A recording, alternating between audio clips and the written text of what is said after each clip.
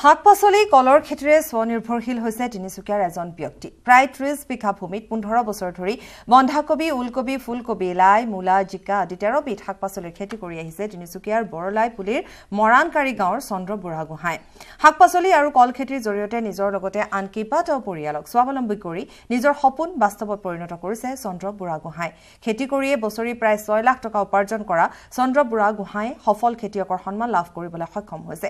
এই পৰ্যন্ত চৰকাৰী আঁচনি আৰু কৃষি বিভাগৰ কোনো সুবিধা লাভ নকৰাত ক্ষোভ প্ৰকাশ কৰিছে সফল খেতিয়কগৰাকীয়ে।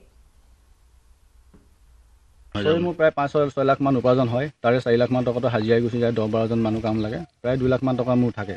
এইখিনি কৰি মোৰ ঘৰত দুৱাৰ চলাই আছোঁ। ল'ৰা-ছোৱালী পাছফুল। চৰকাৰী সা সুবিধা তেনেকৈ মই একো পোৱা নাই আৰু মই যোগাযোগো কৰা নাই। আৰু যোগাযোগ কৰিবলৈ হ'লে বহুত ঘূৰা মেলা কৰিব লাগে। সেইখিনি ঘূৰা মেলা কৰোঁতে মোৰ বাৰীত মানে অসুবিধা হয় অকণমান খেতিৰ ক্ষেত্ৰত। বিশেষকৈ আমাৰ বান্দৰৰ ক্ষেত্ৰতে বিশেষ অসুবিধা। ইয়াত হাজাৰ হাজাৰ বান্দৰ আছে। 24 ঘণ্টাই আমাৰ মানে বান্দৰৰ কাৰণে আমি প্ৰটেকশ্যন দিবলগীয়া হয়। আৰু মই যিমতে খেতি কৰিছোঁ উঠি অহা প্ৰজন্ম ল'ৰাইও কৰাটো মই বিচাৰোঁ। যদি ইচ্ছা কৰে যদি ইয়াত শিকিবলৈ আহে বা দুই এটা ইয়াত জ্ঞান ল'বলৈ আহে, সেই জ্ঞানো মই ল'ৰাবিলাকক ছোৱালীবিলাকক দিম বুলি মই হেৰি কৰিছোঁ। জাক জাক পৰিভ্ৰমী পক্ষীৰ কলৰ আৱেৰে মুখৰিত ধেমাজিৰ গাই নৈৰ পাৰ। শীতৰ আগমনৰ লগে লগে এতিয়া ৰাজ্যৰ ভিন্ন প্ৰান্তৰ নদী জলাশয়লৈ ঢাপলি মেলিছে জাক জাক পৰিভ্ৰমী পক্ষীয়ে। গাই নদীৰ পাৰৰ 15 নং ৰাষ্ট্ৰীয় ঘাইপথ আৰু ৰেলপথৰ দুয়োপাৰে থকা জলাশয়ত পুৱাৰ পৰা সন্ধিয়ালৈ পৰিভ্ৰমী পক্ষীৰ বিচৰণ। জলাশয়টোত প্ৰতি বছৰে অক্টোবৰ মাহৰ পৰা আগমন ঘটে বিবিধ পৰিভ্ৰমী চৰাইৰ। স্থানীয় বৰটোকোলা, হাড়গিলা, শামুক ভঙা উপৰিও জাক জাক শৰালী হাঁহ, দেওহাঁহ, ঘিলা হাঁহ, দলপুঙা আদি ভিন্ন প্ৰজাতিৰ হাঁহৰ উপৰিও বহু অচিন পক্ষীৰ জলকেলিৰ দৃষ্টিনন্দন দৃশ্য আকৰ্ষিত কৰিছে এতিয়া প্ৰকৃতিপ্ৰেমীসকলক। বিভিন্ন দেশী বিদেশী পৰিভ্ৰমী পক্ষীৰ আগমন ঘটা জলাশয়টো সংৰক্ষণৰ বাবে চৰকাৰে কোনো ব্যৱস্থা নোলোৱাত এতিয়া ক্ষোভ উজাৰিছে স্থানীয় লোকে। কিয়নো বিগত সময়ছোৱাত পক্ষীকুলৰ আৱাসস্থল জলাশয়, কাছমাৰী, পদুমণি, লেচিয়া, কানিবিল আদি বহুকেইটা জলাশয় প্ৰলয়ংকাৰী বানত বিলুপ্তি হৈছে। ফলত বাসস্থানৰ অভাৱ আৰু দুষ্কৃতিকাৰী কবলত পৰি দিনক দিনে নিঃশেষ হোৱাৰ পথত পক্ষীকুল। সেয়েহে গাই নৈ পাৰত জলাশয় সংৰক্ষণ কৰি পক্ষীকুলক নিৰাপত্তা দি জৈৱ বৈচিত্ৰ্য ৰক্ষা কৰিবলৈ দাবী জনাইছে অঞ্চলটোৰ ৰাইজে। এই চৰাইখিনিৰ কাৰণে আচলতে সংৰক্ষণ হ'ব লাগিছিলে।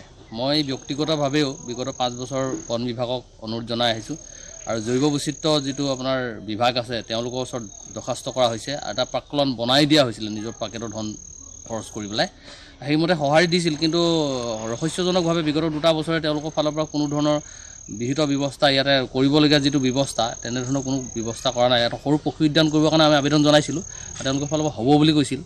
জৈৱ বৈচিত্ৰ্যপূৰ্ণ অঞ্চল এটা সংৰক্ষণত যিটো গুৰুত্ব দিব লাগে সেইটো গুৰুত্ব দিয়া দেখা নাই। পৰৱৰ্তী সময়ত যাতে এই চৰাই চিৰিকটিসকলৰ বাবে মাছ কেৱল চৰাই চিৰিকটি বুলিয়ে নহয়, ইয়াত বহুতো মানে প্ৰজাতিৰ মাছ আছে, ইয়াত আছে থলুৱা মাছ আছে, সেইবিলাকো যাতে মানে সংৰক্ষিত হৈ থাকে তাৰ কাৰণে মানে বন বিভাগে বা মীন বিভাগে গুৰুত্ব আৰোপ কৰিব লাগে বুলি আমি ভাবিছোঁ। বিটিসি মুৰব্বী হাগ্ৰামা মহিলাৰী মডেল বিটিসিৰ অন্তৰ্গত ওদালগুৰি জিলাৰ মাজবাট বিধানসভা সমষ্টিৰ ৰৌতামুখৰ উন্নয়নৰ স্বৰূপ আমি দেখুৱাম। ৰৌতা নদীত ৰাইজে নিৰ্মাণ কৰা জৰাজীৰ্ণ বাঁহৰ সাঁকোৰে সুদীৰ্ঘ বছৰ যাতায়াত বিপদ সংকুল যাতায়াত অব্যাহত ৰাখিছে প্ৰায় 15খন গাঁৱৰ গঞে। এখন পকী দলঙৰ অভাৱত এনেদৰে দৈনিক বিপদজনকভাৱে যাতায়াত কৰি আছে কণ কণ শিক্ষাৰ্থীৰ পৰা বয়োবৃদ্ধলৈকে। চাওক কেনেকৈ বিপদ সংকুলভাৱে জৰাজীৰ্ণ বাঁহৰ দলঙেৰে বাইকেৰে পাৰ হৈছে এইসকল লোক। জনপ্ৰতিনিধিক বাৰম্বাৰ নিবেদন কৰি ভাগৰি পৰিছে অঞ্চলবাসী। বিটিসি অঞ্চলত উন্নয়ন হোৱা বুলি মুৰব্বী হাগ্ৰামা মহিলাৰে কৈ অহাৰ সময়তে ৰৌলামুখৰ এই বিধ্বস্ত ছবিয়ে প্ৰকৃত ছবিকে উন্মোচিত কৰিছে আৰু এই সন্দৰ্ভত আমাক আৰু অধিক জনাব আমাৰ সাংবাদিক হৰেণ ভূমিজে। হয়, ওদালগুৰি জিলাৰ ওৰাঙৰ ৰৌতা মুখত এইদৰে বাঁহৰ সাঁকোত তেওঁলোকে বছৰ বছৰ ধৰি ৰৌতা নদীৰ ওপৰত এনেধৰণে যাতায়াত ব্যৱস্থা অব্যাহত আছে। সুদীৰ্ঘ বছৰ ধৰি ৰৌতা নদীত ৰৌতা মুখ নামৰ এই ঠাইখনত প্ৰায় 15খনতকৈ অধিক গাঁওবাসীয়ে তেওঁলোকে বছৰ বছৰ ধৰি যাতায়াতৰ নামত দুৰ্ভোগ ভুগি আহিছে। আমি দেখুৱাই আছোঁ সমগ্ৰ দৃশ্য। ইয়াত আজিলৈকে দলং নিৰ্মাণ হৈ নুঠাত ইয়াত অঞ্চলবাসীয়ে তেওঁলোকে যাতায়াতৰ নামত যথেষ্ট দুৰ্ভোগ ভুগি আহিছে। বাঁহৰ সাঁকোত এই অঞ্চলবাসীয়ে তেওঁলোকে অতি জৰাজীৰ্ণ যি বাঁহৰ সাঁকো ৰাইজে নিৰ্মাণ কৰা এই বাঁহৰ সাঁকোত তেওঁলোকে যাতায়াত ব্যৱস্থা অব্যাহত ৰাখিছে। মই কেমেৰা পাৰ্চনক দেখিবলৈ অনুৰোধ জনাইছোঁ।